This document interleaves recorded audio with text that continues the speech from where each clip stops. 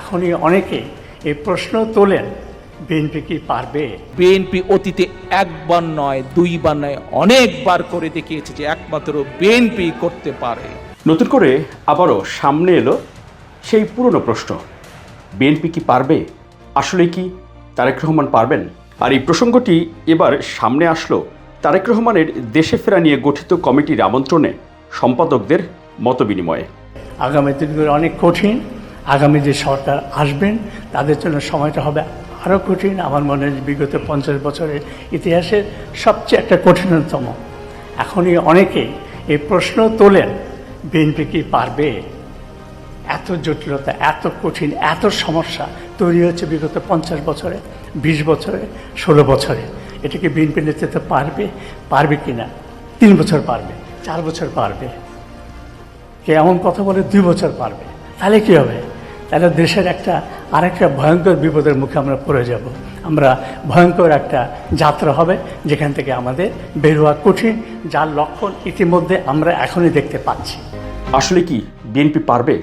তারেক রহমান আসলে কি পারবেন এই কঠিন পরিস্থিতি মোকাবিলা করতে? বিএনপি অতীতে একবার নয়, দুইবার নয়, অনেকবার করে দেখিয়েছে যে একমাত্র বিএনপি করতে পারে।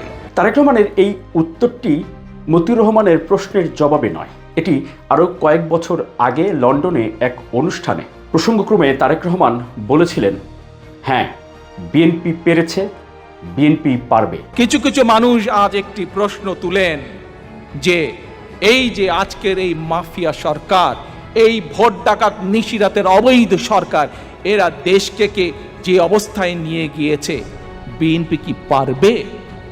প্রশ্ন করে না প্রিয় ভাই বোনেরা? আসুন, যদি কেউ পারে, BNP can do it, BNP can deliver. আমি শুধু কথার কথা বলছি না। 1975 সালে একদলীয় বাকশাল তৈরি হয়েছিল। সেই বাকশাল থেকে বহুদলীয় গণতন্ত্র কে করেছিল? বিএনপি, শহীদ জিয়ার নেতৃত্বে। বাংলাদেশের মানুষ সংসদীয় পদ্ধতিতে বিশ্বাস করে। 1975 সালে 4th অ্যামেন্ডমেন্টের মাধ্যমে সংসদীয় গণতন্ত্রকে বিলুপ্ত করে প্রেসিডেন্সিয়াল ফর্ম করা হয়েছিল। আবার 1991 সালে সেই সংসদীয় গণতন্ত্র কে করেছিল? খালেদা জিয়ার নেতৃত্বে বিএনপি করেছিল। প্রিয় ভাই বোনেরা, 1974 সালের বটমলেস বাস্কেট কে বানিয়েছিল? বটমলেস বাস্কেট, দুর্ভিক্ষের দেশকে বানিয়েছিল শেখ মুজিব তথা আওয়ামী লীগ। সেই বটমলেস বাস্কেট থেকে খাদ্য উৎপাদন দ্বিগুণ করে খাদ্য রপ্তানিকারক দেশ কে বানিয়েছিল? বিএনপি তথা শহীদ রাষ্ট্রপতি জিয়াউর রহমান। 1972 থেকে 1975 হোক, 1996 থেকে 2001 হোক, দেশকে ছিনতাই, রাহাজানি, ডাকাতি, অরাজক অবস্থা থেকে মুক্ত কে করেছিল? বিএনপি করেছিল।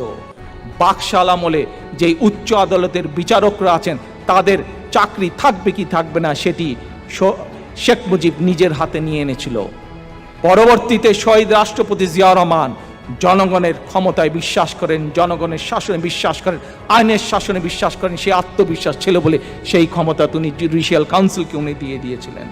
প্রিয় ভাই বোনেরা, বেগম খালেদা জিয়ার হাত ধরেই বাংলাদেশে বিএনপি 91 সালে 80,000 কলকারখানা তৈরি করেছিল দেশের অর্থনীতিকে শক্তিশালী করার জন্য। বিএনপি খালেদা জিয়ার নেতৃত্বেই বাংলাদেশকে এমার্জিং টাইগার করেছিল। বিএনপি খালেদা জিয়ার নেতৃত্বে 5,000 টাকার কৃষি লোন মৌকুফ করেছিল, 10,000 টাকার কৃষি ঋণের শীত মৌকুফ করেছিল, 25,000 টাকা পর্যন্ত কৃষি জমির খাজনা মৌকুফ করেছিল। বিনা বেতনে ডিগ্রি পর্যন্ত মেয়েদের শিক্ষা ব্যবস্থা বিএনপি করেছিল।